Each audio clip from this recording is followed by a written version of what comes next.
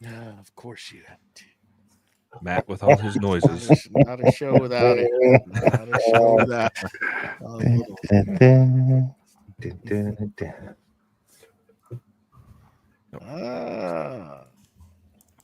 All right, we are rolling on the YouTubes. All righty. Y'all ready? Ready as we'll ever be. Yeah, let's go. All right, here we go.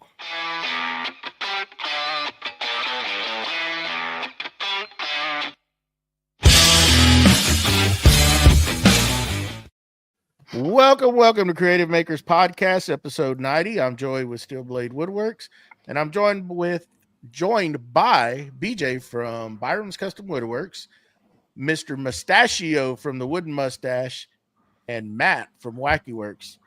And tonight, we're joined by the Portland-based mad scientist, Alan Mandic. How you doing? I'm doing all right. We were talking, been better, been worse, you know. Yeah. Take what life gives you. There you go. Happy Sunday, everyone. Hope everybody's having a good Sunday evening. What you got, BJ? Well, you say good Sunday evening. I'm keeping the radar on. I don't know. I mean, you're far enough away, but we've been under a severe thunderstorm threat for the last hour, 2 hours. I think we're there till 10 o'clock. I mean, though, if you look at the country, the whole country is just getting hammered today with bad weather. So just keeping an eye on it and making sure we don't have to go find a small inside room to go hide in for 10, 20 minutes, hopefully. So that bad, huh?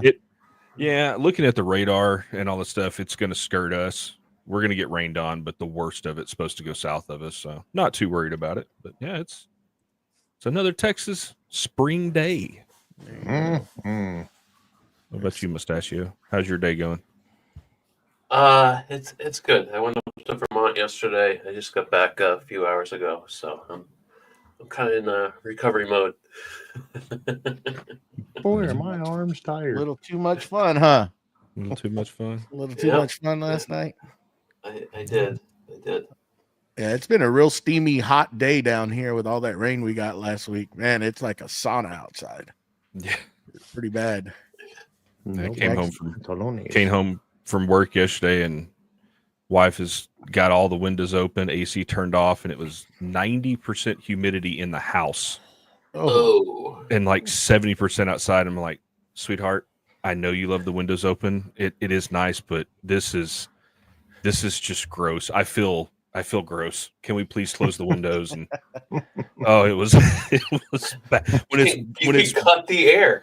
Oh yeah, when the humidity percentage is more in the house than it is outside, it's like no. We're gonna do that. And I came in the office and I've got because all the printers and everything, I've got a humidity sensor in here, and it's alarms going off because it's too high for what the office should be. I'm like, so yeah, fun day. Well, I'm literally walking outside just now because I was moving stuff around, as you can see, and as soon as I go outside, my glasses get all fogged up and stuff, and it's just like you can actually see the wood out there just curling up, just moving. Yeah. So anyhow, on with the show. What you got there, BJ? Let's roll into this beautiful segment that we call "What's Glue with You." All right, and it worked. It worked on the first try. Yay! Hooray! Alan, we are never going to even claim to be semi-professionals in here. So mistakes are going to happen. It's live. If you ever catch one of my live streams, your production value is already above mine. So when I do scene changes, I usually make a pop noise with my mouth while I do it. I could set up a sound effect, but I don't bother. Yeah. Well, I like that. So going with tradition with the What's Glue with You segment, because you are a guest, let's start with Mr. Alan Mandic. Really, what is going on in your workshop this week? Not much in the workshop. I've been working pretty steadily for most of a year at this point on my wife's tattoo studio here in the Portland area. So we're building out a tattoo shop for her. She's a professional tattoo artist, and nice. I've got the skills. So rather than pay somebody, I've been building out the space to be what she wants it to be. beautiful, clean, and up to code. So There you fun go. to meet. And then on my end, I'm going to have to move studios in the not too distant future, suddenly and unexpectedly. So that's the majority of what I got on my mind right now. There you go. I can. It's going to be worth it in the end. I know we talked about it Oh, a it little will bit be. in It will the be, pre-show. but- It'll be worth it, and yeah. I saw. I've been following you since your first studio, and then now to this one, and they keep getting better. So we know the third one is going to be epic. So yeah, it's going to be nice. Well, all right. Well, moving on over to the man, the myth, the face of the podcast, Mr. Joey. Have you opened any boxes this week? That's what the people want to know. I actually did. I actually opened one today, and it's actually Camera this doesn't count. Yes, it does. Yes, it does. Yeah. Yes, it does. Get you. I Get you. Nice opened to you. this little OSB bot 4K webcam. Looks pretty Nice. good. It really highlights my fat jaws, so we're doing pretty good.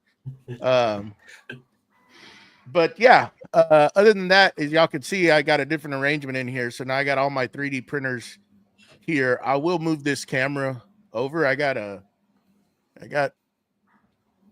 what can let's say, how can I say it? I was motivated today for some reason, and I moved this desk back from that corner. So I'll move the laser over a little bit more to this window. All this junk over here on this side is going to go away. That's part of left when I expanded this office last year. So I need to break all that down, get all that junk moved, and there's going to actually be a desk that's going to go there for my CNC outside in the shop. So that's what I've been busy doing today. But as far as out in the shop, nothing. We were getting ready for my daughter's celebration that we had last night. Had a awesome time over there. Maybe a little too much fun and kind of paying for it right now, but it was a great time hanging out with all my family and friends. Just awesome time celebrating her birthday. It was a cool deal. It was actually very beautiful. The decorator did an awesome job. Everything was great. But hopefully now that's over with, I can get it back out in the shop. I really want to get this office straightened up because I do have the new bamboo coming. So I am stoked Fancy. to try that out. I don't know when I will get it. I know I've been seeing some people that are starting to get theirs. But it still says at the end of April they'll be shipped. Maybe I'll get one of the early ones. I don't know. But I'm super excited to try that one out and see what it's all about. So that's probably kind of motivated me to get all this cleaned up because I do want to shoot a YouTube video on it because I hadn't put nothing out in a while. I think my last YouTube video was on a laser, I believe. So I'm due to put something on there. Try to get that channel going. I need to work on that. Don't we all? Yeah, that's about what's going on with me. How about So you? real quick, ahead. with your laser, are you just venting out a window? No, Or there's you have a vent? actually a underneath that window without a shade. There's actually a port. There's a 6-inch port through the wall. Yeah, and I have one of those other exhaust fans outside of the laser that goes in line to help pull vacuum out of it. That's what I great on mine because right now I have a panel that I put in the window that's got the flapper and everything, but I have to take it out when I'm done working just because it's just a sheet of. Now the only thing when I had the laser hooked up, so right there where that laser sits, that used to be a wall. I knocked that wall out to add the addition on to the office. Well, that exterior exhaust fan was mounted on the outside of that wall in the shop. So now it's going to be inside the office, and I'm just curious how loud it's actually going to be with that thing running inside here. It needs to have it, though, because it makes a big difference as far as drafting out of that laser when you're cutting, especially like acrylic. Whew, it gets pretty stinchy. Yeah. So I mean, it's going to be on there regardless, but I've got some pretty cool things.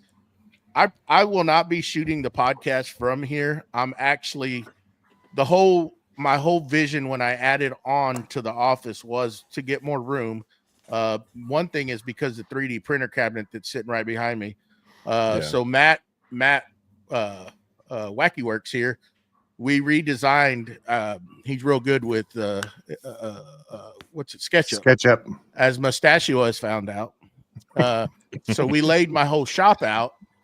Got all the measurements of the outside, all my machinery, even though it's in a box, but we still measured it and we set everything up. So my whole vision was to put a couch on that addition, hence why I laid out those LED lights, and I want to put some free floating shelves to display all the different things that I've gotten from other makers. So that's going to be my background. Cool. So I'm going to set up in there to shoot the podcast off of a couch. I think it's pretty cool, relaxing. But anyhow, I could talk all day about it, but move on. Well, Mr. Well, we got a question real quick before we move on to there. I just want to don't. JP wants to know, did you make a scroll saw room yet? How dare you bring it? That scroll saw is out there actually holding the door open right now so that we could try to get some of the humidity out of the shop. Oh, gosh. You and scroll saw. All right, moving on. Wackerle, what do you got going on this week other than driving people at work crazy? Yeah, this week's been a little crazy at work. It's the jobby job kind of took control, trying to do an accreditation. So got that taken care of. It was 4.5 days of people diving into your life, but still got a couple things printed out here I've been hanging things up on the wall, starting to hang some of my memorabilia up for Michigan and other things that I like. That's really about it. I haven't got to dive into a lot of things. Just been overwhelmed at work. So that's all I've gotten really. But I am building some picture frames for some of the Rat Pack stuff that I got, stuff like that. So I got a couple posters I'm framing up as well. But that's it. Very cool. Cool. Mustachio, other than partying a little too hard last night. Yeah. Let's see. Work's been busy. I did get a few hours out in the shop this past week to kind of tidy up stuff. Sent a few messages to local people, trying to give them some of my stuff. I got some really straight apple logs that a buddy of mine gave them to me, and they're dry now, and it's probably over a year now. But I don't know what to do with them, and I'm just sick of them taking up space. So make apple boxes out of apple lumber. Yeah, but I could. I don't have a jointer yet though, so make a jointer sled. You can get by. Yeah, I've gotten by this far with what I have. So, but just kind of picking up the shop, and hopefully, if things kind of cool down at work, hopefully I can get a few nights out in the shop and start actually moving stuff around instead of just picking up. Nice. So, what about yourself, BJ? Myself, so kind of back what Matt was saying. This is my first week back from vacation, so work has just been nuts. Did get some shop time today. I actually got asked if I would make a serving tray or charcuterie board or whatever for the local Ducks Unlimited chapter. And this chapter is the oldest one in the state of Texas. They also hold one of the records for the most donations for environmental preservation, which, as people that, get into that. And I personally, I do not hunt waterfowl. That's not something that I'm into personally, but I like looking at them. Ducks and geese and birds are kind of cool to sit around and look at. And so to know that there is an organization out there that is doing a huge part to keep waterfowl a big part of our environment in our country. They, buddy of mine's the president of the group, of the Hunt County group. And so I'm making them a cool little charcuterie board. I'm going to inlay. So it's all up. It's walnut and epoxy, and it's Clara walnut from California that I was able to get a hold of. It's absolutely, once it got finished on it, is gorgeous. The color characters in this wood is absolutely gorgeous. And we're doing a white epoxy, and then I'm going to engrave with the CNC the logo and then backfill with some colored epoxy to make it in. I want it to kind of look like a mallard duck, so the green head and then brown. So just, fancy it up a little bit. And hey, if it makes a few bucks on the auction and helps out the org, why not? I did get asked again by my daughter if I would make her a toy box. So we're in the early planning stages. It was funny. I've got a big sheet of maple plywood, and she's like, "You can just use that. That's fine." I'm like, "That's reserved for another project." But, did a little 3D printing this week. Just had some stuff to get out. Had a couple skulls I had to get of the epoxy skulls to get shipped out. It was weird. I went like 2 months without a single order, and then all of a sudden, just blown up. I guess somehow my Etsy store got pushed back to the top, and so got a couple of the Festool drawers shipped out this week, which those things, y'all seen the Festool drawers, right? The ones that slide into the end rails on either side of the fence rail. So on if you the, take on the saw stop, you mean? On the saw stop. Oh yeah. The square tube fence rail. If you pull the plastic out, it's just an empty cavity. Right. And there was a design for it years ago. I made my own, and it just slides in place of that plug. And I make one for left and right side. The common side is the left side because it's right there by the switch. But I did a right side so you can have stuff on either side. Me personally, it's a place for pencils to disappear because you forget that you put your pencils in there. Or in my case, golf cart keys, because that's where I hide mine, is in that. But got those out. And then I was showing y'all before that, we are adding to, speaking of skulls, we are adding to our skull collection. I got a new filament that looks kind of like bone when it's printed. Yeah. It's not showing up because of the blue light as well. But so this is an Eastern, some kind of Eastern wolf is all I know. And I wanted to do a test print before I do a life-size print of it. And then, just adding to the skull collection. As most people know, that's one thing that's kind of one of my 3D printing guilty pleasures is printing skulls. I think they look cool. Cool. It's, as someone told me, the goth side of me or something. I don't know. I just think skulls look cool. Brings out the death in the room. I mean, as somebody married, as somebody married to a goth woman, our house is decorated with skulls. So yes. Accurate. Hey, my bathroom is Nightmare Before Christmas themed. So yeah, it's and that's the beauty of it. What? Yeah, my master bathroom is Nightmare Before Christmas themed. We have the bath mats. We have 2 shelves above our tub that are full of Nightmare Before Christmas memorabilia. Now, I will tell you, when I first met my wife, it was the best thing finding out she loved Nightmare Before Christmas. One, because I love it. It's one of my favorite Tim Burton films of all time. But it was so easy to buy her presents for birthdays and Christmas. Which she knew it was easy for me because it's like Star Wars nerd who loves Lego. Like, come on. How much easier could that be to buy presents for? So, I'd buy her all kinds of Nightmare Before Christmas stuff. And we actually have, and on top of that, I think it's a replica of the Sweeney Todd cutthroat razor. So we were gifted those for our wedding present. Interesting wedding present, but hey, they're cool. But yeah, and we have all kinds of cool little interesting themes like that in our house, and which is also makes it cool that my wife is cool with the skulls.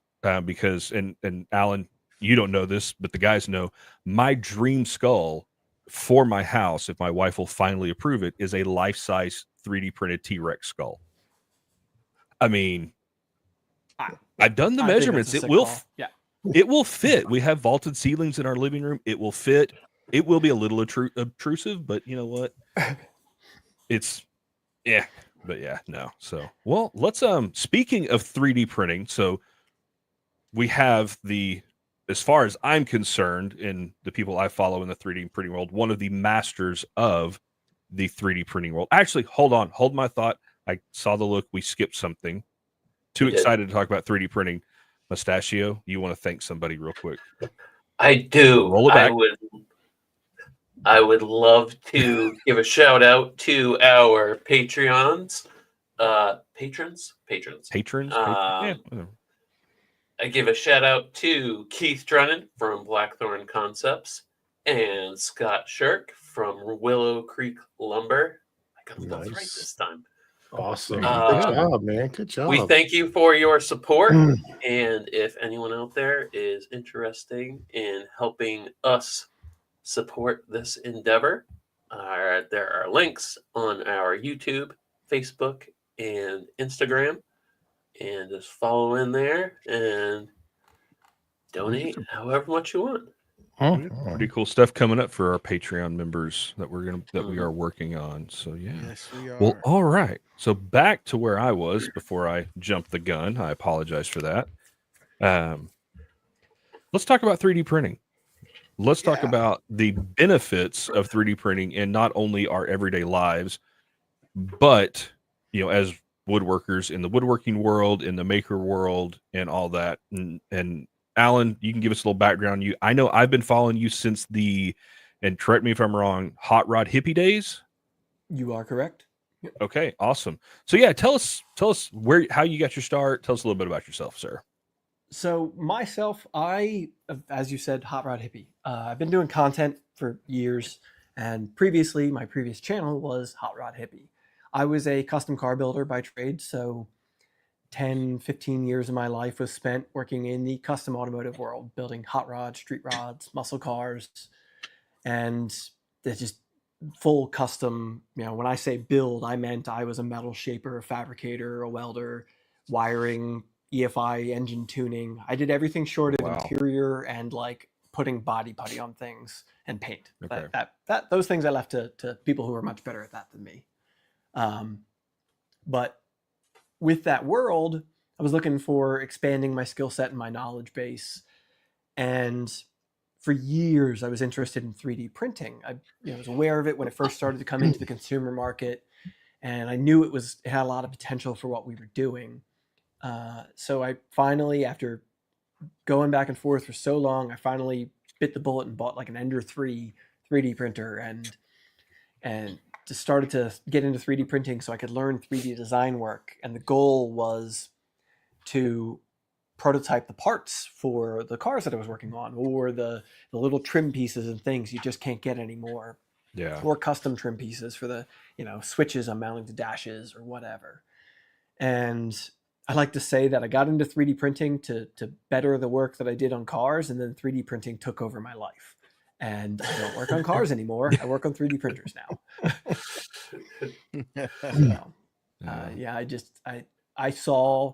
I worked on making hot rod hippie content in the car world for years because, I wanted to have a hobby with a YouTube channel, doing what I did, sharing. I'm sure in the woodworking world, I know it to be the same thing. There's a lot of gatekeeping of like skills and information sometimes, or like, come take my class and, I'll teach you these things. And, in the metal shaping world, it's a lot of the same. And everybody thinks that like using an English wheel is a dying art. It's not. There are thousands of people in this country who are skilled metal shapers who can use an English wheel and do beautiful work.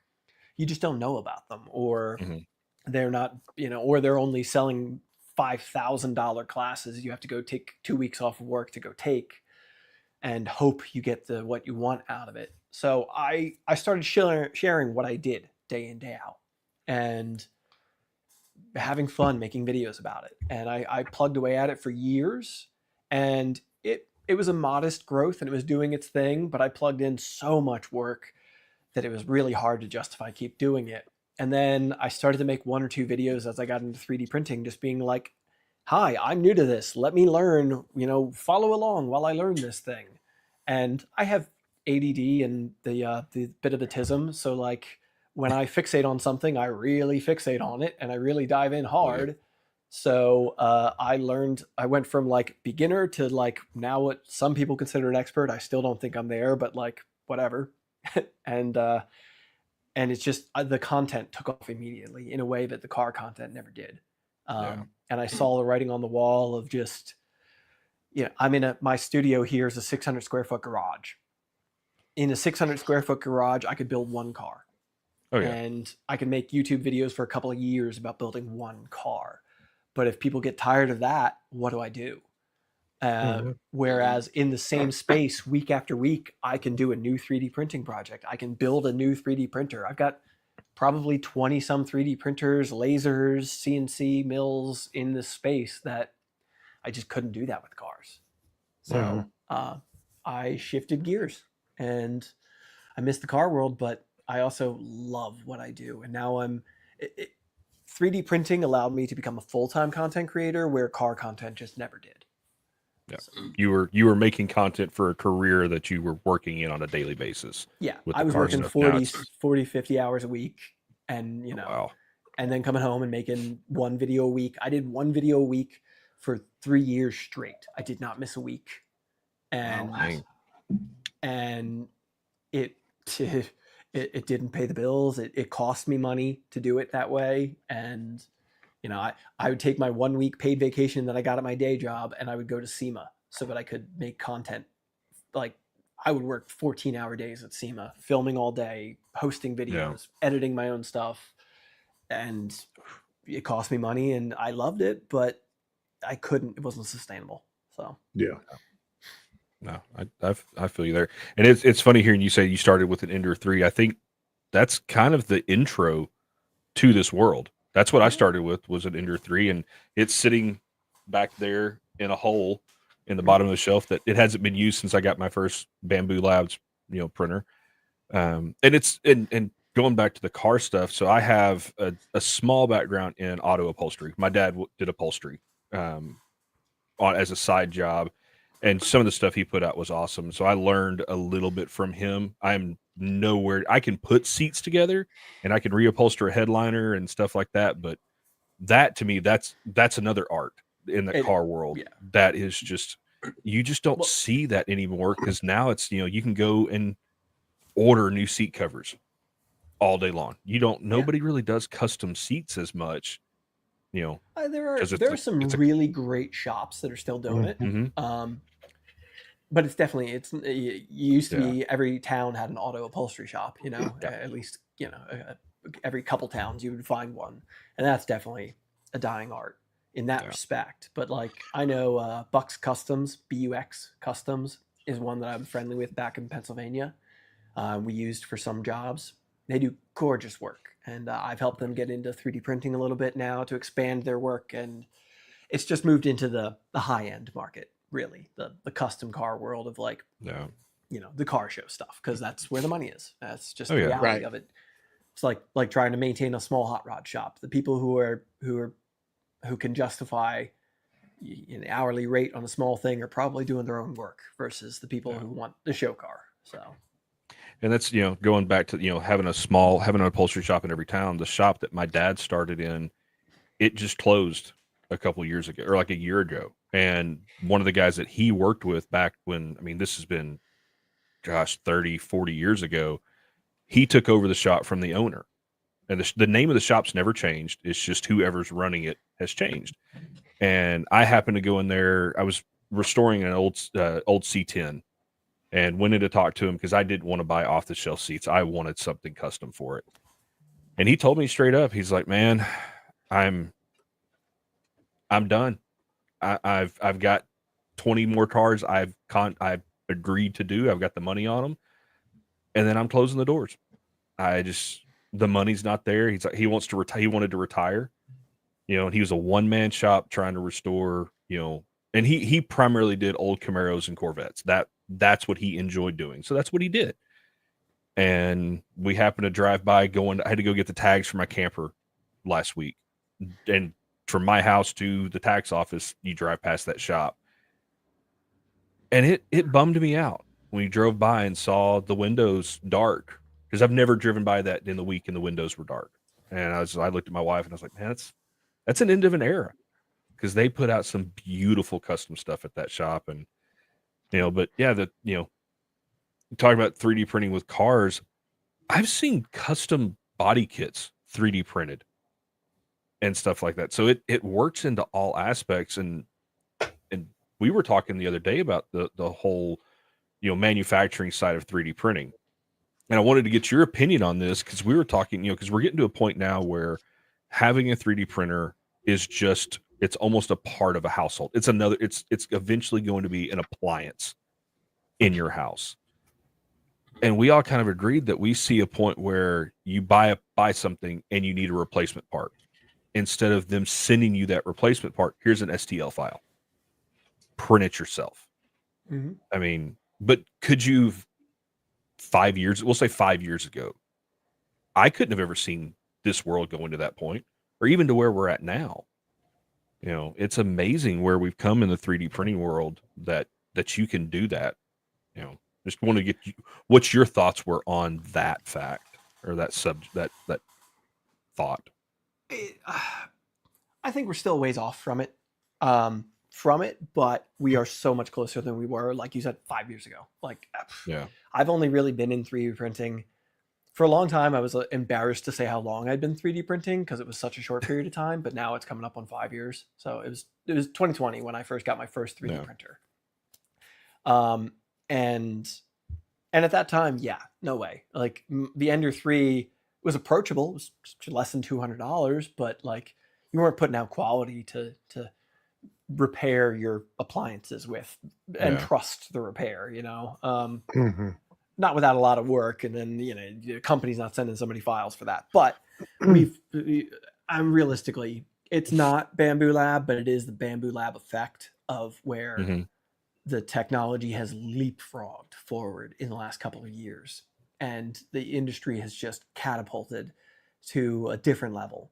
And we are absolutely approaching and heading toward the appliance level and that distribution level of just send out the files. And I mean, there are already companies, if you go on printables, there are companies on there like Noctua and some automakers and such who are distributing like files through those platforms. So you can modify your your Ford Maverick pickup truck, or you can reprint replacement pieces or whatever, change color on your vehicle. And there's a thing, you buy a Honda and you could potentially change out the air vents on the thing to your color scheme to match your wants and needs with your 3D printer. We are going to have that. It's going to happen. I think printers are still, I like to point to like your paper printer. We all know the office space frustration of the paper printer. And however much we love how far 3D printers have come, and in some ways they've surpassed paper printers in reliability, they're still daunting. It's the broken washing machine. Sure, it's an appliance, but you gonna fix it yourself? Us here in this chat, of course we would like to take that on. But your neighbor, the person down the street, like we got a minute till we're gonna get to the point where it's that approachable, I think. Yeah. But we're rapidly getting there. I'm comfortable now. A few years ago when people asked me what 3D printer they should get, I told them an Ender 3 because it's affordable. And if 3D printing isn't for you, because it's just not for everybody, at least you didn't spend thousands of dollars to figure out that it's not for you. Yeah. But now I can tell people to buy a Bamboo Lab A1 Mini for about the same price that I paid for the first Ender 3 I bought. And I'm not worried about that. Like it may not be for them, but their kids are going to love it. Or it's so like, they don't even have to have a computer. They can use the app and go on to Maker World and get files and send them right to the printer. I know I saw like Linus Tech Tips did a video about 3D printing recently where he brought his kids in and they talked about how that's how they use the 3D printer. And that's wild to think about. It's an in-home, what do you call it? An in-home toy factory. Yeah. Yeah. It's funny you said, because I had a parent the other day, their kid was playing with a 3D printed dragon. I was like, oh, I've made those for my daughter. And she's like, oh, you know a lot about 3D printing? I'm like, I mean, I know a little. And it's like, what question? What do you got questions? Like, but she goes, well, hey, I bought my son a 3D printer for Christmas, opened the box, closed the box and returned it. I was like, well, what did you buy? And she said she'd bought an Ender, and she goes, I was scared to put it together. I was like, okay, here's what I recommend. And I recommended the A1 Mini. I was like, yeah, there is a little bit of assembly required, but it is far less assembly than the Enders or anything else. And if nothing else, like the design philosophy of that machine is just confidence inspiring to a person like that. Oh, yeah. It looks like the appliance that they're expecting, not the industrial machine made of extrusions. Even if it is made of extrusions, but they put the extra time into custom extrusions that look the part. And it's crazy. Real quick, we did have a question in the chat. Let me go find it real quick. I'll put it up. Okay, I got it. So they've scanned some parts for an ATV which need to be printed with carbon fiber. Do you have any advice for printing with that kind of filament? Well, carbon fiber materials in general, you're looking at there's a wide range. Like pretty much every material comes in carbon fiber. So you got PLA, PETG, just everything pretty much has a carbon fiber variant. So it kind of depends what you're talking about there. If you're talking about an ATV, I would look toward nylon. PA is usually the material name for it, PA6, PA12. Okay. As it's a less rigid material. We all know a four-wheeler, you want parts, well, it depends what part of the four-wheeler we're talking about, of course. If you're a phone mount on your handlebars is going to be different than a fender flare or something. It needs to give if you bump a tree or whatever. For something that needs to give, I'd look toward like a nylon. If you're talking about a nylon, you need a heated chamber. No, you don't need a heated chamber. You need an enclosed printer, like a Bamboo P1S or a X1 carbon. Plenty of other variants, the Prusa Core 1, Prusa XL with the enclosure, etc. Because that is going to be a more warp-prone material. I have chat pulled up here. I see it's a chain guard, if that helps. Yep. Ooh, guide. Chain guide. Ooh. I don't know that I know of much of any material that's going to be particularly helpful in that regard. Because any material I know of to work with that isn't like engineering, like you need a $10,000 printer to print, is going to wear rapidly, I would think, in a chain guide situation. Like a guard, I would look toward like a PETG CF or a ASA or ABS CF. ASA being my personal favorite material. It handles temperatures really well, and it handles UV exposure, the elements really well, and it also requires a chamber to print. So biggest thing with carbon fiber material, any carbon fiber material, you need wear-resistant nozzles is your primary concern.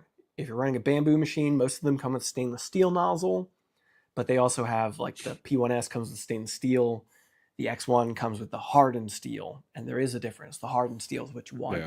It's the carbon fibers in the material are abrasive. They'll wear going through the nozzle, and they'll wear on the nozzle as it's running over top of the print. That's your biggest concern with carbon fibers. It almost seemed like he would need to put something like Teflon or something, like make the bracket, but line it with, they coat like airboats with that stuff.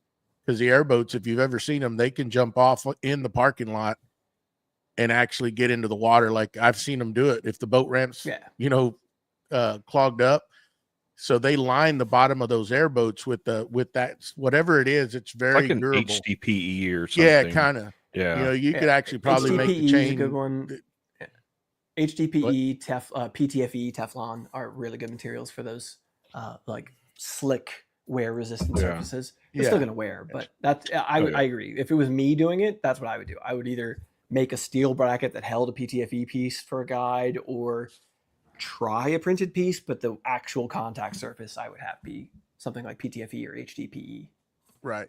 Which you can get like McMaster car. You can get chunks, little sheets of that. You can just cut with your scroll saw, your band saw, whatever, cut into what shape you need, drill some holes in it. It'll tap, it'll drill perfectly fine. I've made lots of stuff out of that material over time.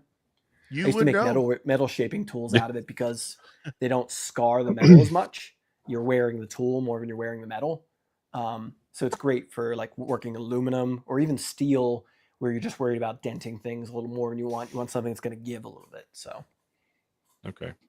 So in that case, so you said the tool wears. So when you're shaping metal, is the tool a what's it called? Not an expendable or a A consumable in a consumable? respect, Yeah. yeah. Okay. Like That's I cool. have I had like a tool that I made. It was basically a motorcycle grip with a tube in it, and then a piece of receiving tube that I just made like a piece of square stock with a bolt on it. And I would just make different square stock inserts. I would just buy square stock, like a 12-inch piece of it, and just cut off like 3-inch sections. And then I could put a rounded profile. I could put a square with like rounded corners, and I could make different shapes for the That's different cool. projects I was working on. And they're a wear item, but even working on steel, I think I'm still on the original set that I made years ago. Like, Oh, okay. sure, it's a wear item, and over time you're going to Yeah. need to clean it up, but it's shockingly strong. So Very nice. So you said ASA is your go-to filament. Is that for really everything you print, or do you still use a lot of PLAs and PETGs and stuff like that? ASA is my go-to material for pretty much everything I do these days. Okay. That said, it's overkill for a lot of what I do. Like PLA is a shockingly good material. I think I've seen like the Dunning-Kruger effect curve before of like people get into 3D printing and they're like, PLA is great. It's so easy. And then they get to like the like somewhat expert, the Reddit expert, where they're like, oh, ABS is the only way to go. And then once you become a full-blown expert, you're kind of back to PLA. You're like, PLA is easy. Why would I use anything else? Like, Full circle. yeah. And so PLA is strong. The biggest thing for me is ASA has the best mixture of features to it that work for the widest range of things that I'm doing, and I can still get it in a good color range to make fun stuff. Okay. If I was printing a toy for a kid, it's going to be PLA. Because I'm expecting it to break, I don't want to charge somebody because this spool of filament is $30 at ASA pricing. The same thing in PLA is $20. So that matters when you're billing. But like ASA has good temperature resistance. It's good to somewhere between 80 to 110 degrees Celsius, depending on geometry and whatever. So like even automotive parts, car parts, you can get pretty close to high temperature things in those applications, and they're not going to deform, they're not going to warp on you. They'll still hold pretty strong. It's UV resistant. So if you put something in your garden, you put it next to the window in your office, the UV rays aren't going to deteriorate it nearly like they would some other materials. PLA, people like to say it's biodegradable. It is, but it isn't. It's biodegradable in a like commercial bio like recycling plant. If we throw it into our compost piles, it's not going to compost. It needs to be like in a heated chamber or something. There's some elements to it beyond just putting in your own compost pile. But ASA handles that stuff a lot better. It also is strong. It's about as strong as PLA as far as like if you make a part that you need to be rigid, like a shelf bracket. I had a butcher block shelf. You know how heavy butcher block can be. It was like a 6 foot long, foot deep butcher block shelf on the wall in my old studio that was held up with PLA shelf brackets. They held up just fine, but ASA would do just as well with that. PLA over time can have a tendency to creep. So if you apply a load to it for an extended period of time, I'm sure you probably know this with woods. I would think if you got a slate bow and a piece of wood, you might try to overextend it for a little bit and let it sit overnight to try and to shape back into shape a little bit. PLA has that tendency to it. So over time it will give. ASA doesn't do that as much. But ASA is a little more fragile to impact resistance. So like that shelf bracket, if I bump it when I'm putting something else up there, it's going to have a greater chance of fracturing in ASA than PLA will. It's just, there's so many factors that come into material choice. For what I do, for the most part, ASA meets the majority of my wants and needs. So do you have to worry about fumes like you would with some of the other higher strength. Okay, so there is Yes. still the fume issue with ASA. There's totally a fume issue. ASA is it's a cousin of ABS, and they'll tell you not to laser cut ABS, or it's nasty, noxious stuff when you're melting it. It can be. ASA is a little less so than ABS, but it still is. So all of my machines that I run it in have carbon filters in them to filter the air. Active charcoal filtration inside. And so would you say that that's safe enough to sit in there while those are printing, like your closed chambered bamboo that have the active carbon filter? Is it health wise okay? I'm not a doctor, but Well, okay, I should rephrase Holiday Inn that Express question. last night. I probably need to rephrase that question. With the caveat, Yeah. I will have a dozen machines running in this space at a time, all printing ASA, and I'll keep on working in here. It doesn't affect me. Okay. I've had some You're still people tell me here, it'll give them a headache. And who knows if it's bad for me long term? I don't know. I encourage filtration, and I like one of the things I've always kind of harped on with bamboo is their filter is kind of a bad design, and they actually fixed it with the H2D. I'm really happy to see that, because their filter in the X1 draws air from inside the chamber and blows it out of the machine. Cools the chamber. It cools the chamber down. It's actually, they call it the chamber temperature regulation fan, and they use it for that purpose, but it also filters the air. But with carbon filtration, what you really want is a recirculation filter. You want something that stays inside of the chamber and keeps circulating it, like your HEPA filter in your room, or a filter on your ceiling in your wood shop. You want air to continually go through there so it has a maximum chance of catching particles and stuff. So something like, what is it called? The bento box from Voxel? Something like that. Okay. Yes, exactly. My X1 has a bento box in it. I use that. I actually eliminated the chamber fan in mine and only use the bento box, just to like block that off and keep heat in my chamber more. Cause again, I only print ASA with it really. Or like this, I designed a filter recently for another project, another machine that I'm building that recirculates the air through it, because this was another one where they designed it to blow air out of the chamber, and I didn't want that. So now it recirculates. But like the new H2D, the one they just launched, their brand new machine that Joey was saying he's got one on the way, that they took that to heart, and I'm really glad to see it. I don't have one. They didn't send me a review unit, but they changed it. Now it's got a flap inside of there. So when you're printing materials that want the higher chamber temperature, a flap closes off the exhaust and the air circulates through the filter over and over again, keeping the chamber warmer and properly filtering it for those materials. And then when you're printing PLA that doesn't want that, the flap changes and the air goes out of it and cools down the chamber. An excellent idea. And you said, some people say ASA gives me a headache. For me, like clear PLAs, I can't be in my office when I'm printing clear PLAs. Every other color of PLA I've ever printed, it's never bothered me. But for some reason, clear PLAs emit some kind of odor that just is noxious to me. I mean, different materials like that. Go ahead. Sorry.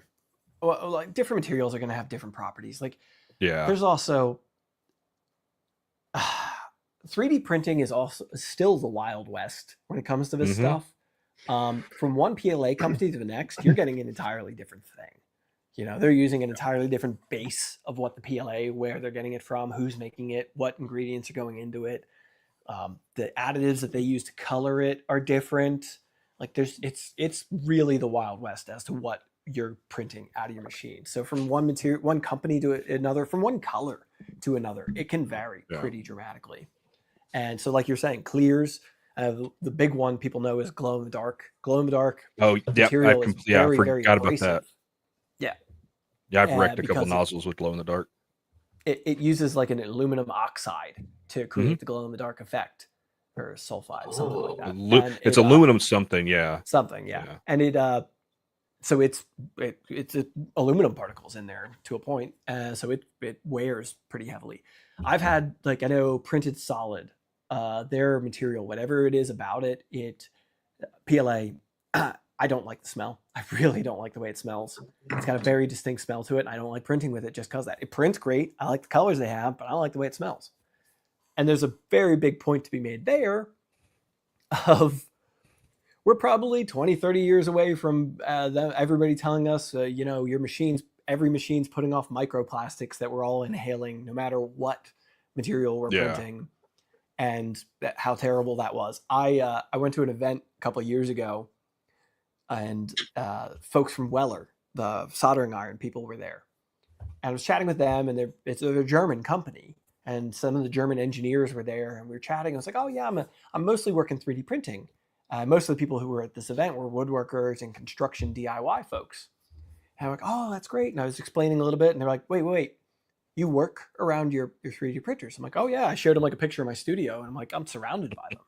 And they're like, oh my God, you can't do that. Like that's, oh no. And they wanted to send me like a $5,000 fume extractor to run next to my machines to like take the particulates. And they're like, you shouldn't be working like that. Just very, very German about it, the whole thing. Oh yeah. Just like, okay.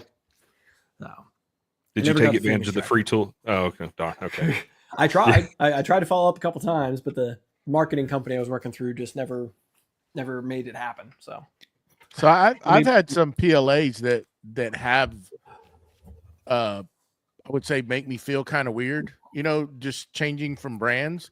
Because before I got the bamboos, THC laced. Yeah. No.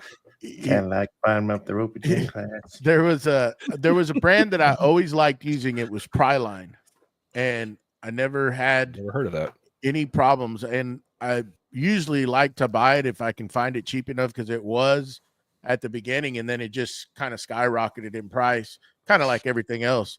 But when I find that on sale, I like to buy that brand. And that's kind of a question I want to know from you is what brands do you kind of stick with? Because I've now with the bamboos, I've been using a lot of Elegoo. I seem that they print it fine. It works great. And I print a lot of PLA plus. And I do have some Pet G that I use, but it's all Elegoo. I do get some Sunloo, but I kind of stick to Elegoo just because the price point, and it prints fine. Pryline is a good one that I like to use if I can find it at the right price. But what do you mainly use? My go-to company is Polymaker. I use almost exclusively Polymaker filament. They are a channel, not sponsor, but they are like my official filament supplier. They don't pay me, but they supply me with filament. But I bought thousands of dollars worth of their filament before that ever happened.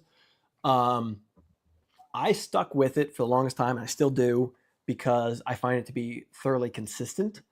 I've used a bunch of Elegoo. I went through a lot of Elegoo filament when it first launched, and it printed well, but I was having consistency issues with it, where like when I'm doing like a big print, I would get like layer inconsistencies, just like a little line or something here or there, that if I had used a Polymaker filament, I didn't have that.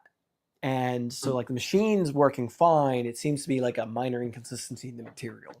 And I ran into that enough times that I was like, okay, I'm only using Elegoo for like prototype or things where I don't care if that's the way it's going to end up. Which most of my stuff I'm making for videos, so I'm going to be filming it, so I do care. Yeah. And then Polymaker came on and started supporting things, so that made that decision a lot easier too.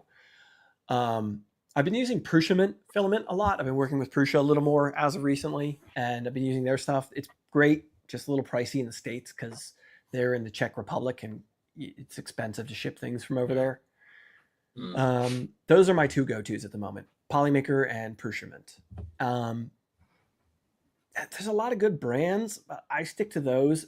One thing I love about Polymaker too is they've got almost everything. Like they've got PLA, PLA Pro, PLA Plus, Cos PLA, a PLA that's made specifically for cosplay stuff because it sands easier and doesn't gum up sandpaper as well. I have no idea how they achieve that, but they do it. I've heard good things from cosplay people. It's not my thing, but I've heard good things. PETG, ASA, ABS, you name it, they have it. Not everything, but a lot of things. So I could stick to one brand and get everything I want and need, and with largely good color selection too. So that's mostly what I stick to. I've had bad luck with Sunlu and eSun. I used to use a lot of Inland brand filament when I lived in Philadelphia because I had a Micro Center nearby. That's their store brand. Okay. But they just get it white labeled. So I used it for a long time, but then as happens with white label stuff, I think they changed suppliers and who was making their PLA. And that's the danger you run into sometimes. And something changed. I was selling a product at one point that I made, this little Switch Joy-Con cup where you put your Joy-Cons for your Nintendo Switch on it. And you put a can in the middle of it. Yep. It was a popular thing I had for a little while. And they stopped making the color that I sold them in. That was like because it was shaped like a Mario Warp pipe and it was that green. They didn't have it anymore. So I was like, I couldn't sell the product anymore because they didn't have the color anymore. So that kind of sucked. So that was when I started to really look at Polymaker. I'm like, I need something consistent. I need something that every time I get it, I know what I'm getting. So have you ever worked with Voxel? Speaking of the bento box, I've never tried their filament. They sent me some hardware recently to build one of the like AMS modifications. That's all I've ever really worked with them on. Never tried their filament yet. That's where I'm at exclusively now, is their filament. Now the downside to them is they do not have the color selection. They're every time I turn around, I've kind of become, I guess, somewhat friends with one of the guys that works there, and he'll shoot me an email every once in a while because I've told him, it's like, hey, I love your product, but your color selection, man, come on, guys, like I need more options for stuff. And every once in a while he'll send me a message and just be like, hey, we've got these new colors, and they do a PLA Plus and a PET G. And what's cool with them is they use it in their own 3D printing labs or whatever. They use it exclusively. But it works. I think I did what everybody did originally. I used Overture, which is one of those Amazon brands that everybody got their hands on. And I mean, it works. I just had wines out of those. I've had so many failures. Really bad wines out of Overture, and I gave up on it after that. I had like 2 spools back to back with terrible wines on them, and I was like, nope, done. Yeah, and that's with the Voxel, like they guarantee it. And I mean, I've had their shipping. I guess they really trust our shipping companies, and so they'll just throw 6 spools in a box with no padding and hope it gets there. And got an order in, had 2 spools cracked down past where the winding was. Sent them a picture. And they're like, don't worry, new filaments on the way. Just keep those spools. If you can respool them, use them. Hell, well, that's better than like Elegoo. Elegoo and Sunlu will just use their original package and just tape them all together. Oh God! Like I've gotten some where it's just like 10 packs put together in a big old cube, and they're just saran wrapped with tape. I mean, Joey, it's how just would like you know? really, how would you know? You would have to take them out of the box to find out. because they're not in one, Matt. That's how I know. In a box. They're not in a box. It's just the actual print, the original box of the printer of the. I've gotten a printer from Elegoo, a resin printer, where they taped a bottle. They like popped open the top of it and like taped a bottle of resin to the top of the box. What? So it's like got a growth coming off of the box, and I'm just like, you're just asking for that bottle to rupture and leak all over the machine. Yep. You're asking to break, like they were basically going around their own packaging, and like if it took one good hit to that bottle, it could have cracked the machine. I'm like, Elegoo, come on. Yeah. I've not tried Voxel. I should. I really should. It's just, and I'm so happy with what I use that I just haven't bothered. Because in the Voxel spools, they mirror the or mimic the Bamboo Lab spools, so they are AMS compatible. There's nothing you need to do. Downside, depending on where you look at as far as recycling, they're plastic. So but supposedly my local recycling company can recycle whatever they're made out of. So they go in the recycling bin when they're empty, and don't worry about it. So I got an off the wall question. This isn't Vans. What? So I've been looking for a specific filament to be able to print that is chemical resistant, because a company's trying to sell me a product to use at work, and they're wanting a couple, it's like $600 for just one little, and it's like strips. It's like nothing. And so I thought, well, I could just 3D print that. Let me figure out the chemicals that I need to use that are chemical resistant for it. And the only chemical I can find is polypropylene would be a PP. Have you ever printed with it? And what do I need to use to print with it? Polypropylene wants hot. I've never printed it, never had a reason to. But what I do know is it's going to want to print hot. So you're going to want a hot chamber and a hot nozzle. I forget what print temps on polypropylene are. I want to say upper 3s. I could be wrong about that. Wow. Wow, that's hot. Polypropylene filament. Let's take a look quick. I don't even know. I just want to see what like the print temp is and stuff. But I like that's the hard part is we're kind of running into the next wave where I think a lot of people are 3D printing is running into the appliance market of the homeowner can have this thing and work with it at home, and we're running into the small scale manufacturing where folks like us can set up a couple machines and be meeting some small demand needs of local businesses or our own. Well, actually, I guess the print temps are much lower than I expected. Looks like polypropylene from 3DX Tech is saying somewhere in the more like PLA temp range, 210 to 240. Oh, wow. I might be misremembering. I've never printed with it to say. That would be one of the materials I probably would have pointed toward. I would have expected like maybe a nylon, but nylon can be, it depends what chemicals they're up against. Polycarbonate or a polypropylene would have been my guesses as to what would work for you. So yeah, sorry, I don't really have much better for you on that. Okay. But Like I said, it was an Right. awful wall. It's just a shot in the dark. Yeah. Speaking of questions, we got another one in the chat here. And read it just as it is. So, with the launch of the H2 bamboo printer, in your opinion, I'm not going to. In you onion. In your opinion. See, it's hard for me to read it because I'm dyslexic and ADHD, and my brain fixes it, so I have to think about reading this to read it wrong. Yeah. In your opinion, what users do you think would benefit from this printer? So who's going to benefit you from call the me an name? onion? Hey, you know, onions have layers. Me. We love you back there. That's Mr. Prusa. So serious answer. I think the H2D is aimed at the small maker market. So I think we've gotten into a problem of seeing the forest for the trees, where like especially in my circles, 3D printing. A lot of people are too close to it, and they see this machine and they're like, "Who would want a laser on their machine? Who would want a drag knife in one?" One size fits all doesn't do anything well, is the old adage anyway. And I'm a lot of people have been very critical of the machine for that fact. And while I see the point, I think I see the intended market.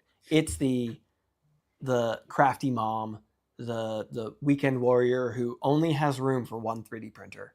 Like those of us who have space enough for 2, 3, a dozen, multiple dozen printers are the exception to the rule. Most people just want one machine to do what they need to do, and that's it. And for that person, they can now, in their craft space, they can have a 3D printer that also can laser cut, that can also do small vinyl projects. And that's a lot in one package. Well, yes, a Cricut and a CO2 laser are going to do a better job of those individual tasks. You can get all of it in one thing. And that there's a lot to that for a lot of people out there, apartment dwellers, a small home, whatever, just the person who's interested. I think it's more so interesting to the people who are already into 3D or not into 3D printing. They're into those other markets and they're 3D printing curious. I think it's more interesting to them that they can scale back and get a 3D printer, but can also do the things they want from other machines. It's a bit of a disappointing thing. I've seen it that way partly because if you look at what Bamboo's been doing as of late, they're focusing more on that market. You're seeing more woodworkers and maker craft channels getting Bamboo machines provided to them for their YouTube videos than you are 3D printers. I haven't heard from my Bamboo rep I moved 9 months ago. I haven't heard from them since before that.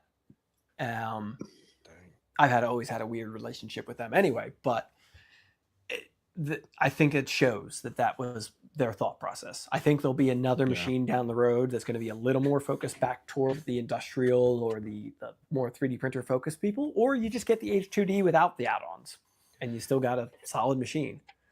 So yeah. And for people like us, who's like me, I've got a big CO2 laser.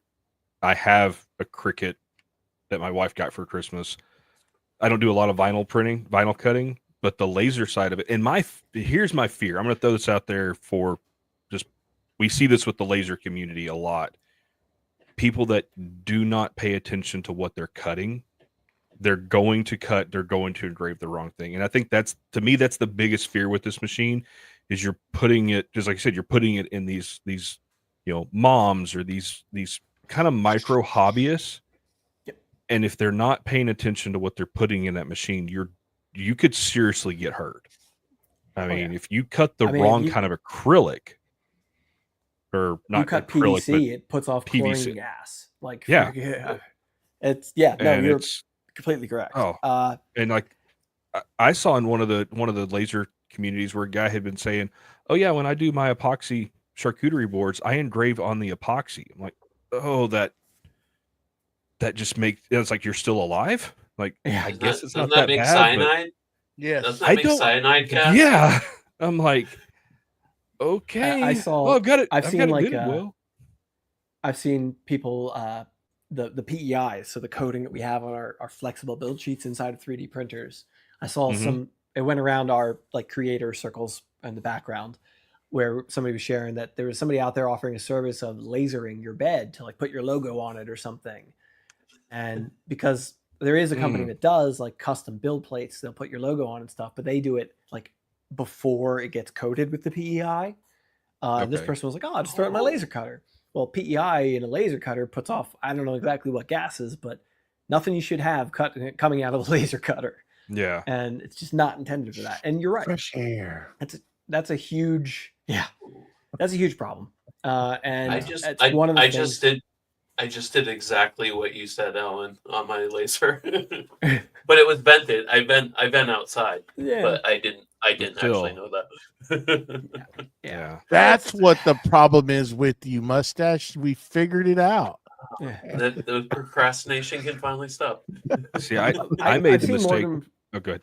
Go ahead. I've seen more than one person making the argument that we shouldn't be pooping where we eat when it comes to the whole laser in the H2D thing of like, I don't know about you guys, my CO2 laser, my diode laser, they get nasty.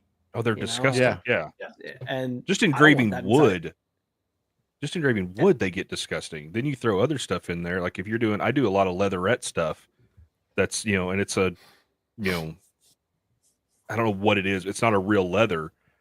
But yeah, if I do 20, 30 hat logos, the inside of my machine is brown when it's done.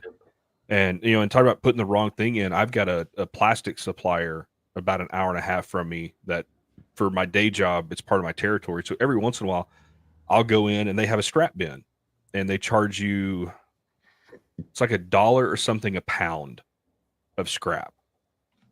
And normally they have everything labeled what it is. And you can get all kinds of cool colors and everything and walk out with 20, 30 pounds worth of acrylic for $20-$30. Like, come on, that's not a bad deal. And they had some that was unlabeled. And I asked the guy behind the counter, I was like, "Hey, what is this?" He goes, "Oh, it's, 1/2-inch acrylic." I'm like, "Are you sure it's acrylic?" "Oh, yeah, that's all we do is acrylic here." I'm like, "Okay, I'm going to trust you. It's your business. You know what you're talking about." Got home, went to cut on it. And as soon as that laser hit it, it started just pouring out yellow smoke. Mm.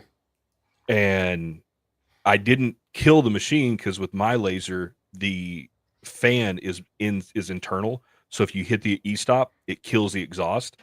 I had to get to the computer and kill the laser head and still let it vent. And I reached out to someone that, it's been in the laser business for a while. And he's like, that was probably this. And he goes, you don't need, hopefully you did not open the chamber. I'm like, no. I let it vent for like 30 minutes before I opened the door, the lid. Like, and you gotta be careful with it. And, it's if not already, somebody's going to go to sleep forever. It's the double-edged sword of this stuff, the democratization of tools. At the end of the day, it's where I come from as a fabricator, as a metal worker, somebody who worked on tools that could rip your arm off. I have a healthy respect for a lot of things. And to me, 3D printers, however approachable they are becoming, they are tools at the end of the day. And they need to be treated with the respect of a tool. Same thing with lasers. Same thing with, I wouldn't go up to a table saw and fire it up without having a concept of what the heck I'm doing. You shouldn't really go up to a 3D printer and not really know what you're doing. But because they're so approachable now, there are millions of people doing that. What's going to happen is you're going to get people that do something and something's going to happen, and you're going to get these warning labels like you should not iron your clothes while they're on because there was somebody that did that. Hey, if I want to straighten my beard in the shower, I should be allowed to straighten my beard while I'm in the shower. That's what's going to happen. And until that happens, now you're going to get these warning labels that just saying. Sometimes they just need weed up the natural selection. But no. I have a feeling the H2D with the laser, when you buy the laser kit, it is going to come with, because right now all we are seeing are the media kits that have been sent out to people. We're not seeing the actual production models. I do have a pretty good feeling because my laser, every freaking panel you look at has some kind of warning on it. I really do have a feeling there's going to be warning labels all over this printer. I expect. I'm sure there's a freaking compliance guide yay thick telling that everyone's going to go poop. But legally they cover themselves. But again, are people going to know, like you're saying, you get an individual that's not that doesn't know like what we know, right? You're not supposed to do certain things with the laser. You're not supposed to cut epoxy. You're not supposed to do certain things. Come on, let's be honest. What do you do with your manual when you get it? The majority of everybody. Especially on a 3D printer, since you know how to use it already, or just anybody. Now, I should refrain from saying that. They're not going to thoroughly read through that. They're thinking, oh, I got a laser cutter. No, I could just throw whatever I want on there. I can put wood. I could try all this stuff and just do it. And that's not knowing that it can harm you. It can harm your lung. It can harm it. It could literally kill you if you're not careful. What that does is because they choose not to follow instructions or read and understand that you're not supposed to do this stuff. It makes it harder on the rest of us because then now they're going to make regulations where you can't do this and you can't do this and you can't do this, all because you chose not to read a simple page of what you're not supposed to do. Yeah. So go ahead, Alan. No, go ahead. It also God dang it, it went out of my brain. Oh, well, yeah, I suffer ADD too. There's an example of it. So like reading a manual for me is difficult, getting through that and absorbing the information. But I know from my personal stance as a creator, there was 2-3 years there where my email was almost every day, some other brand trying to get me to show their laser cutter or laser engraver every freaking day. And every single time I would respond and say, hey, does it have an enclosure? There's this big run of these open frame machines with just a diode laser on it, and without fail the answer would be no. And I'd say, cool, I will not promote an unenclosed machine because that laser bounces off a piece of metal that you had underneath there, and it hits a kid in the eye and it blinds them. Like it is a laser. We were told not to point laser pointers at each other. Now we got a machine that does it for us. Yeah, I got called out because I worked with Eon Lasers. I'm a partner with them, and they use a tinted glass for their lids. It doesn't film through that well, and because it's a solid piece of glass that's curved, it distorts what you're filming. Well, they use a magnetic sensor to tell if the lid's closed, not an actual hard stop. I threw a piece of metal there so I can film with the lid open. Posted a couple videos, and I got an email from my rep going, take them down. Do not post that. I'm like, okay. I was like, my bad. Yeah. And because as influencers, you're setting a bad example. Now, I will say this, my hope with these new printers, and especially with a lot of stuff in the laser world, is you kind of go back to that Glowforge mentality for a lot of people, where the only products that they're using, the only stuff they're engraving is stuff that they can get directly through like a Glowforge or certain suppliers that are vetting the product that it can be safe. Because when you have a lot of these moms and, stay-at-home moms or stay-at-home dads or small hobbyists, they don't want to spend the time researching all this material. They want to be able to go to a website. Yep, I need 10 sheets of 1/4 inch plywood or 1/8 inch plywood or this or this, and it's good. So that's my hope in it. But we all know how people are. Not everybody's the brightest, and we make mistakes. It's quite common with bamboo, I know, where a lot of bamboo users, they just buy bamboo materials. Bamboo has everything you need. Why would they go anywhere? And they have profiles tuned for them, whatever. So that's a solid business model. I've harped on a lot of companies about that. Like Joey said he uses a lot of Elegoo filament. Drives me nuts that Elegoo doesn't have good profiles for their own materials. They've got a range of filaments, but you buy a brand new Elegoo machine and the slicer has a basic Elegoo PLA profile, and that's it. And it's like, Prusa is the kings of this. You buy a Prusa machine, you open up Prusa slicer, they've got 100+ filaments from different brands, not just theirs, various brands, all tuned in there. So you can just click a profile and go.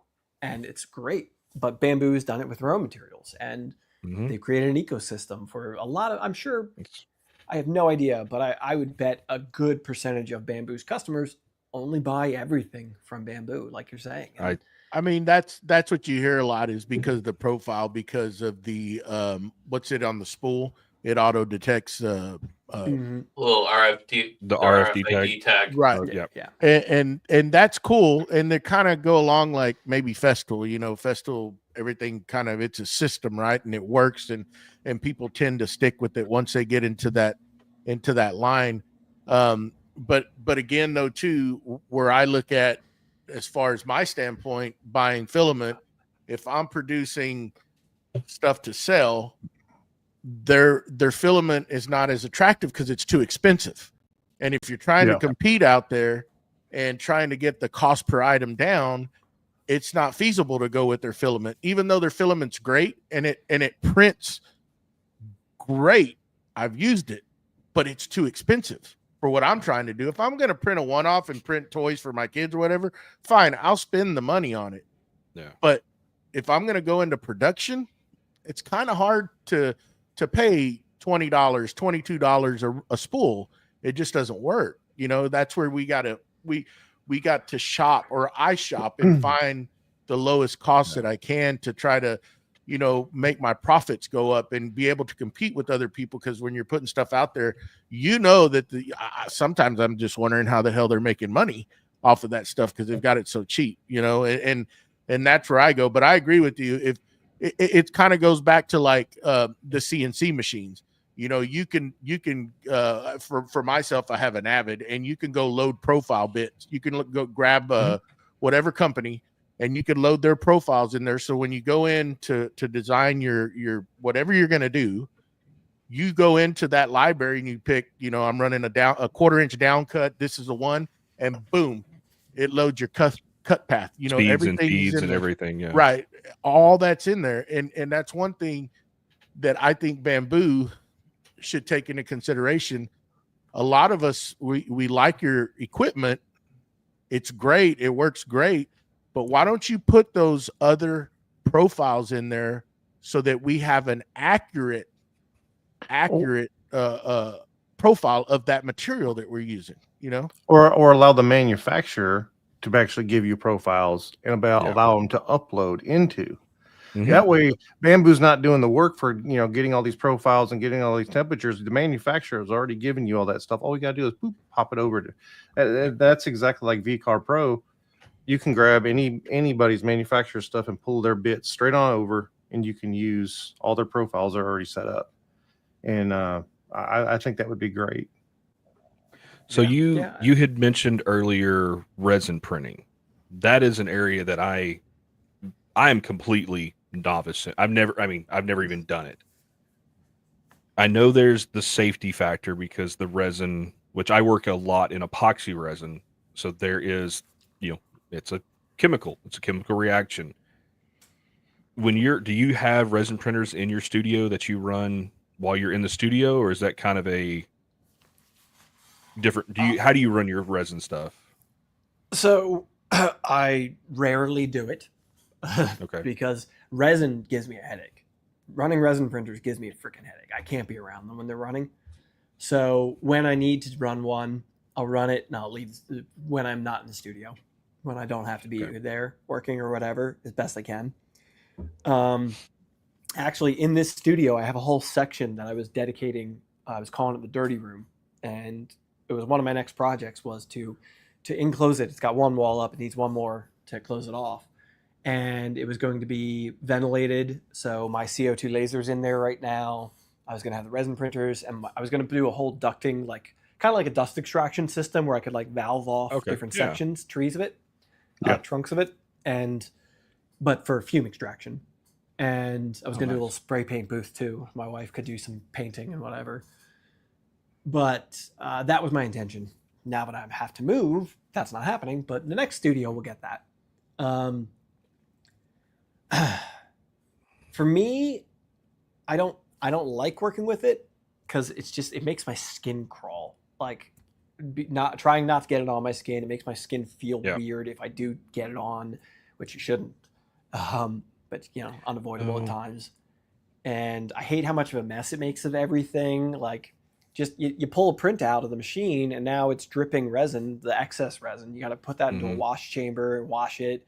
You're not just pulling something off the print bed. There's steps after that.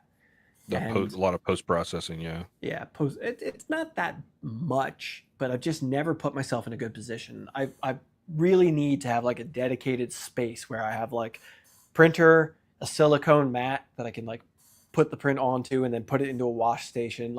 If you had a good flow for it, I'm sure it's a lot better to work with. Okay. I've just never gotten there because I don't really have a need.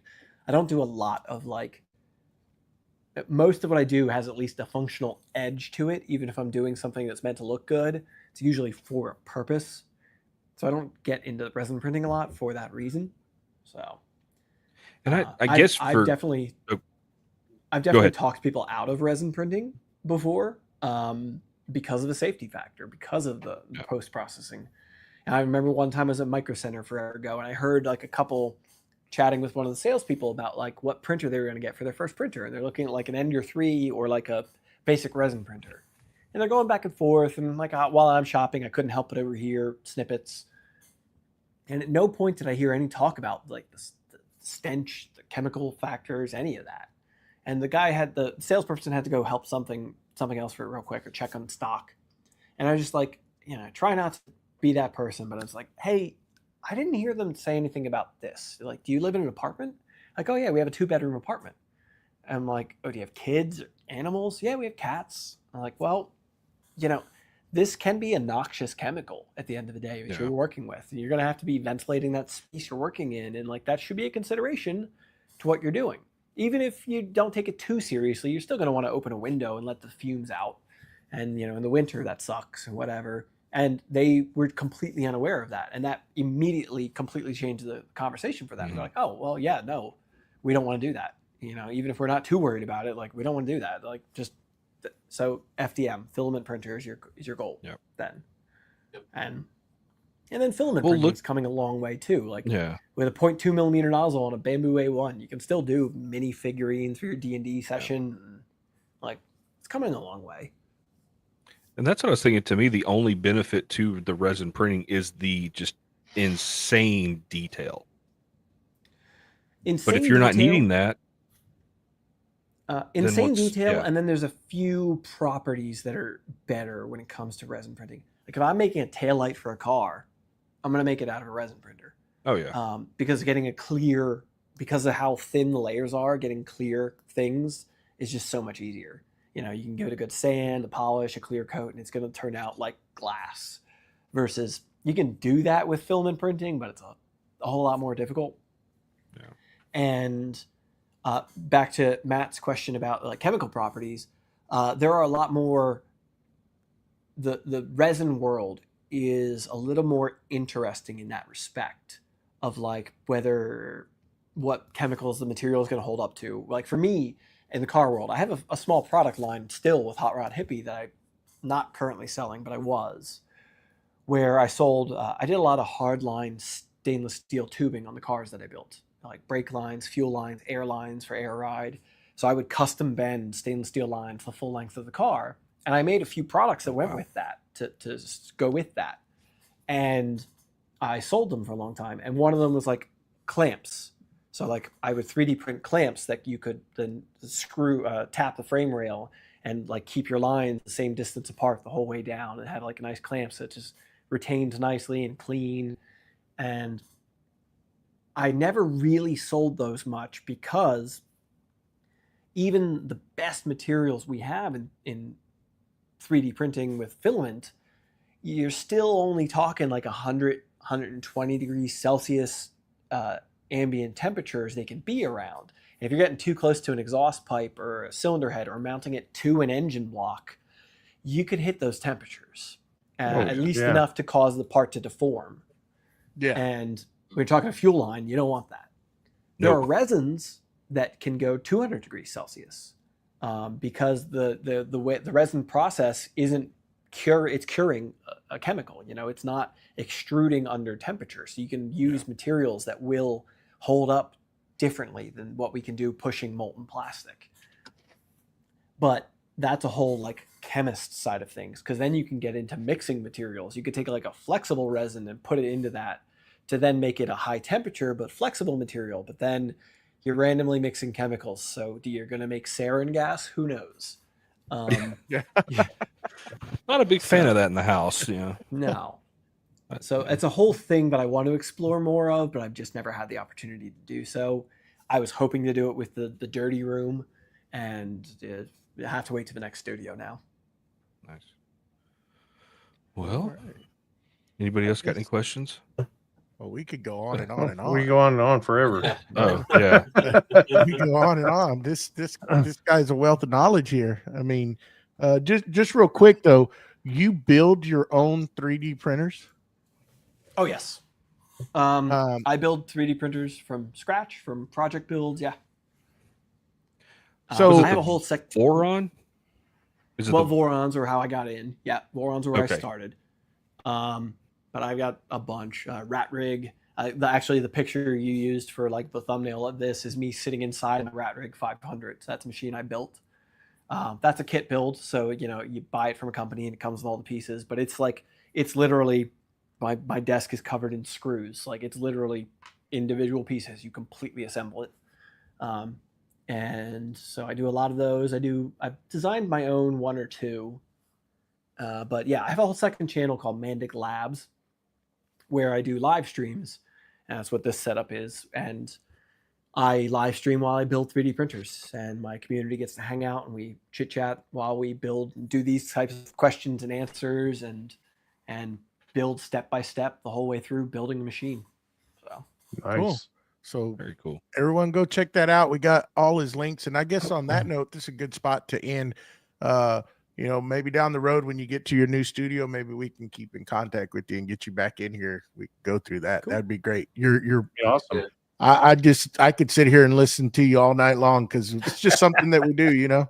And it's great though, because there's a lot of 3D printer folks that follow us too. So this is good information. You know, there's, you know, we can go on and on and on. But anyhow, Alan, thank you for taking the time out and being with us tonight. We appreciate it. There was some good stuff in there. Folks, remember to head on over to patreon.com/creative makers podcast. Take a look at it. We'd appreciate it. And if you feel to support the show, that would be the way to do it. Remember to head on over to iTunes and Spotify. Give us a 10-star review. And go follow this gentleman. Wealth of Knowledge. He's got a lot of stuff going on over there. Super cool. Super cool. And till next week you got Mr. Jason Bentz, the Festool Kid, on the show. Ooh. It's going to be a good show. Can't wait to talk with him. But until then, Alan, thank you again. Thanks everybody out in the chat. And same time, same place, same beautiful faces. We will see y'all